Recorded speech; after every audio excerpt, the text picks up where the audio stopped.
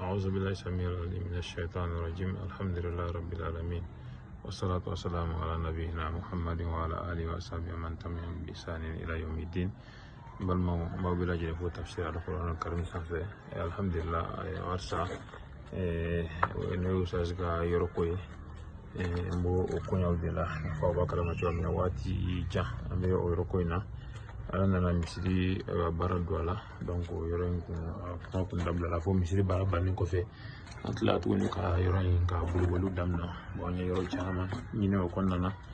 asana la mo ko ni sabati anye woni yoro kroy yoron mi na ferlendo ko sobe yoron ni alhamdulillah nan sira kala angal diga douala ustazna ka demba ubina lafiya kunana parce inshallah sababu ke yoro kabun a ferlendo abunya 25 sur 30 amanja misiri fana la kosobe donc sanfra jolendo dugmana fana jolendo mi do yoro dugmana re konna beram na sanam sega 500 samuru salon uba konna ka fara samuru chama ka krefe ani kolon fana ba konna donc fara sanfra ka sambu be sanfra fana la ka bon kosobe donc yoro ya mako be baraw do la pour que ka se ka dafa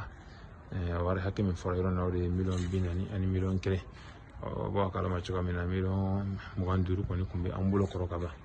donc sana le wele bla balma bela jirema yoro en wari